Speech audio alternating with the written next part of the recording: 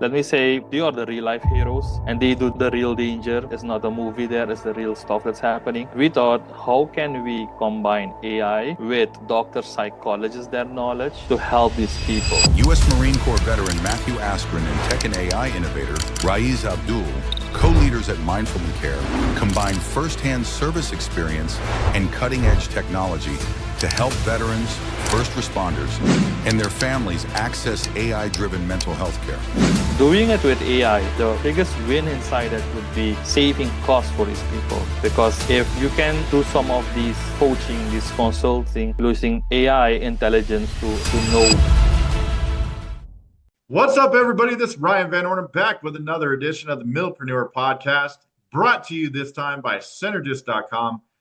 Go ahead and check out Cynergists.com if you're looking for that scalable operations company that helps you grow exponentially faster at a fraction of the cost. Cynergists.com. Today, I have Matthew Askren and Raiz Abdul on today. I'm really excited about this. Matthew, how are you doing today? Feeling good like we should. Ought to be in Hollywood. I love it, man. And Raiz, great to have you on, sir. Thank you so much. It's also a pleasure to be here, and thank you for hosting us today. Absolutely, man. Well, I'm really excited because you got a fantastic platform that I want to talk about. And, you know, like the Milpreneur Podcast is about how we help people transition. You know, there's a lot of stuff with mental health that we want to talk about. That's a part of your platform that we're going to get into. Matthew, I want to go into your background because you have the military service piece of it as well. If you could just give us a little background on your military connection and then what you and Raiz are partnering on now. Absolutely. I was blessed to be born in the United States of America, born in the Chicagoland area. I've got a pretty significant military lineage going back to World War I-ish era, World War I era on my mother's side, World War II era on my mother's side. My father's a Vietnam veteran in the Army, drafted. And, you know, I came along and 2 wars going on. I know that that's pretty relatable to your listener, I believe. Global War on Terror, GWAT, Operation Enduring Freedom for me specifically. But I joined the Marine Corps at 17, looking for challenge more than anything. As you may recall, at that time, it was very common to walk into a recruiter's office or walk up to a recruiter at your high school potentially, and they would have cards of attributes or characteristics that would make it in the private sector, right? And the one that got me was challenge. And me, oh my, did that prove to be accurate about my time in the Marine Corps. But I went in at 17, was blessed to do 2 enlistments, 2 tours as an embedded training team advisor for the Afghan National Army, Afghan National Police, Afghan National Security Guards, Afghan National Border Patrol, you name it, right? A little bit of everything. First tour provided mentorship and guidance for General Mongol, his PSD, private security detail.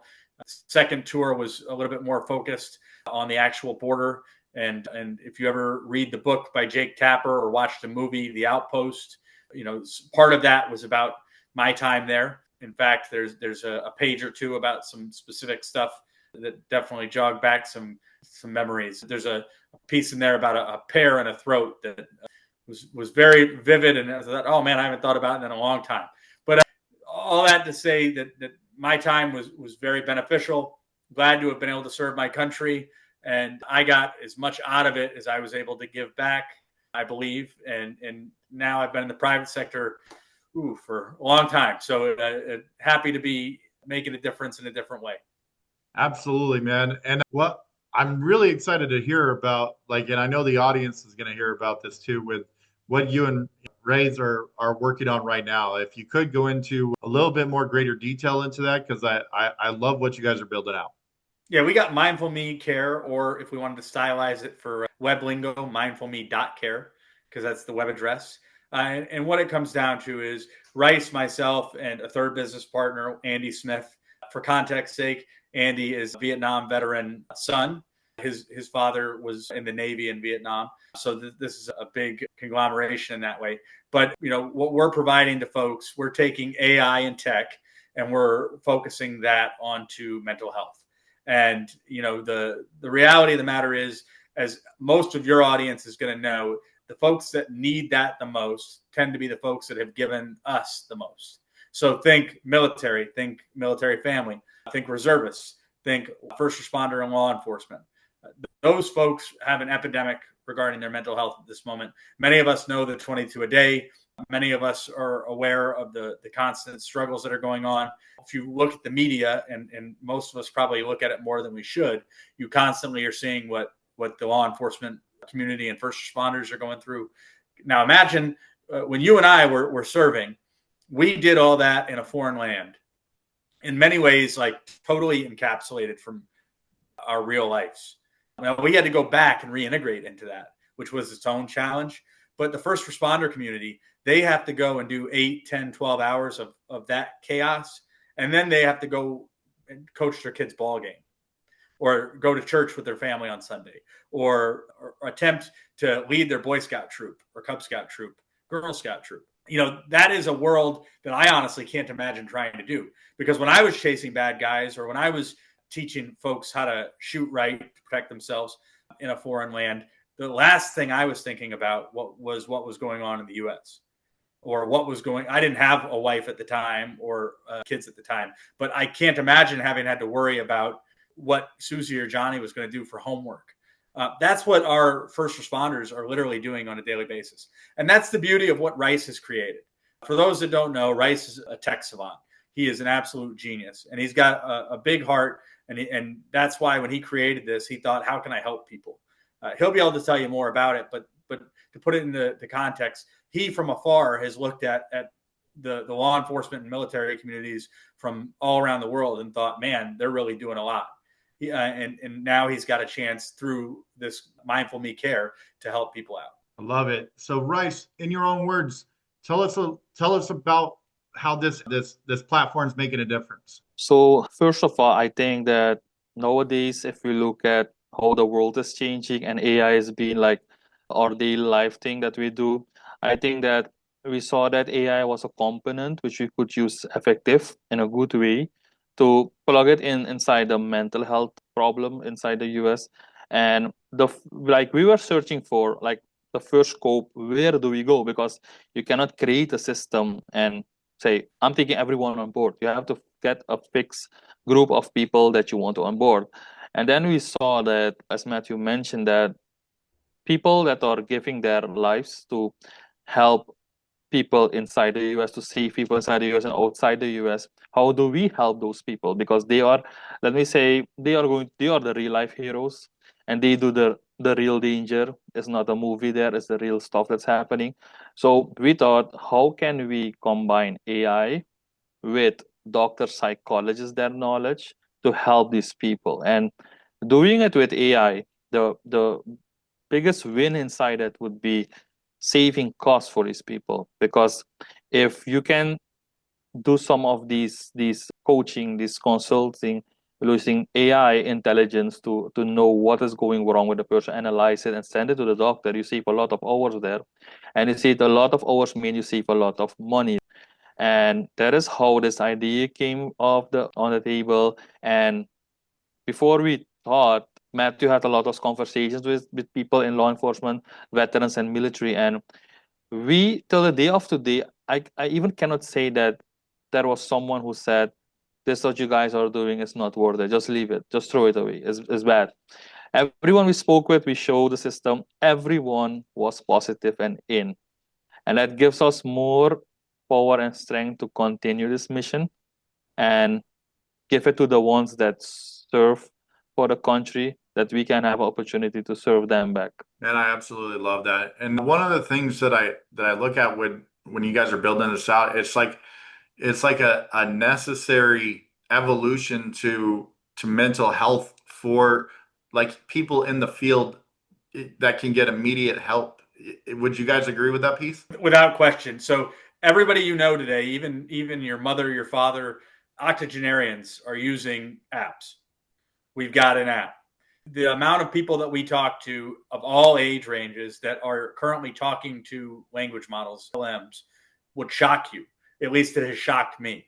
But if you look at who your average service members are, or who your average onboarding municipal police officer or sheriff's deputy is, they tend to be in the early 20s.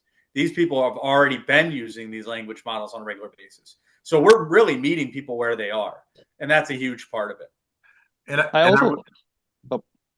One question that I have on that too is like, I think there's almost a change in the way that people are communicating with the apps based on the generation. Cause like I'm Gen X and, millennials, we're used to texting the questions into the LLMs. Now you get to, the Gen Zs and the Gen Alphas, and they're used to communicating like it's an actual person, that their voice communicating with those modules. Is that what you guys are kind of seeing as well? I will say yes, and that's why we built in the journal system on voice input. So we know that people don't want to write anymore or text anymore. They just want to use voice, send it. And what we're doing also now is that in the next phase, we're building a front face for the people, so that if they want to, let me say, communicate on a video call with this language model, then they will see avatar, they will see someone there that is communicating, because the biggest reason why we went to creating the app was we saw that what do humans nowadays always keep with them is their phones. Even they go to the toilet, their phone is filled with them. They sleep, the phone. So we were thinking, if we build a language model on the app, and in some certain way the person wants to talk with his daily friend, he wants to communicate with the language model because it's giving him attention and giving him the feeling that someone cares, then it's ready there. So that's why we created the app especially for this group of people. That's fascinating, and I think it's only just going to expand as it continues after your launch and everything like that, because we're seeing that across the board, the way of communication on those pieces. So what unique challenges do you see moving forward with your platform right now? Well, it's all about getting early adoption, and we've been blessed to get some of that already. We've got people that have already agreed to take part in a pilot program. We're blessed to have an advisory board. For something like this, it's one thing to have an idea. It's another thing to have a tech savant like Raiz who can create and make the idea come true. But then we've got this advisory board with these great mental health professionals that have agreed to come on board. We've got a law enforcement professional with 30 years in South Bay, Los Angeles, who is happy to be on board and happy to be on the team. We've got our first outside investor now. And go figure, Ryan, you'd never guess. It's a Marine veteran. That has to be, but you just never guess that, right? But the reason is that it resonates with people, right? And people want to see things that they can relate to, and it helps, right? So the biggest thing is that early adoption, and once you get that, then it gives you a narrative to build momentum. That allows you to get users onto the platform, which allows you to stress test the tech. It allows you to grow the coursework out. It allows you to get feedback on it and just improve. One of my big sayings in business over the years has been brick by brick. Each layer allows us to build brick by brick, and it ultimately allows this system to flourish. And whether it's get user upon user or get investor upon investor or all of the above. I love it, man. So what if you can? I got a couple questions for both of you guys, and they're a couple word answers, maybe a couple sentence answers on this, because I'd like to hear a little bit of personal perspective on a couple things, because I think it's going to add into the dynamic of how you guys are building out this moving forward. So one of the things that I ask most of our guests that come on is, like, if you could go back in time and give yourself, like, that you're coming out of high school or something around that age frame, what one piece of advice would you give that younger self? Could you guys answer that? If I have to give myself advice, and I always say it to everyone, I have one advice. I would say to myself, or younger self, that finish your school. Because I left the school, started to go to do business. I had a luck that it went good, but I see a lot it's happening the other way. And the new generation is getting that mentality that, why do I have to go to school? I can just do business. So I would say that to my younger self. I had to finish the school at the time. Awesome. Matthew, how about you? It's all going to be okay. Have faith, stick to your faith, work hard, you'll be just fine. I love it, man. Very cool. Now, conversely, I think this is going to tie in a lot to where you guys are headed now. Where do you guys see yourselves in 5 years with this? I think we'll be helping a lot of people, and I think we'll be influencing generations of especially younger first responders, veterans, and service members and their families, but all generations, but especially young ones. Awesome. Raiz? I think that I have set up a KPI for myself and also for the company, that not only I want to see what the profit is at the end of the year, I want to see on my dashboard how many people could we save, how many people had benefit from the system, and that is going to be the real value and the real money for the company, and for us to say we have done something good back for the world. Man, kudos to you, gentlemen. I love what you guys are building out. If people are interested in the project, if people are interested in investing, if people are interested in being part of the testing or anything like that, how can they get a hold of you? So they can contact us to our social channels, but I can maybe reveal something that by next week, the community link and also the system access will be open for everyone. So people can use the course section, they can use the language model, they can come to our community online.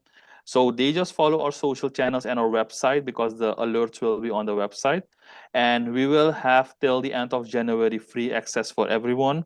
So everyone can join our company and use all the things, the resources that we put out, because we work with a concept that we want to show you what we have. We want to let you taste the dish that we make, so that you can say that, hey, this is worth my money at some time, that I can buy a subscription. So that is starting from next week. Our website and socials, LinkedIn or Facebook, will have all the updates. So please follow us and get on board with us. Awesome. Any final comments, gentlemen? Mindful Me Care, mindfulme.care if you're typing into your browser. I can't say that enough. We're here to provide universal mental wellness, and our target audience is military, veterans, first responders and their families, bridging the gap between AI and tech and mental health. Fantastic. Gentlemen, it's been an absolute pleasure having you on. I am so excited to see where your platform goes to and how it can help people. It's amazing what you guys are doing with it. And I love that you guys are using AI to better society. Thank you so much for coming on the Milpreneur Podcast today. Thank you also. And I would say thanks to you also for having us here. And the last thing what I maybe can say to the viewers there is that join our mission. We need all hands on deck, because we need to make a real impact in the world. So join us, follow us, and let's go for the final goal. Let's go, guys. Awesome. Matthew, Raiz, it's been an absolute pleasure having you on the Milpreneur Podcast today. Thank you so much for your time. Thank you, blessings, Ryan. Thank you. Bye. Awesome. Take care, everyone. My name is Ryan Van Ornum, your Milpreneur Podcast host. Until the next time, stay blessed, everyone, and take care.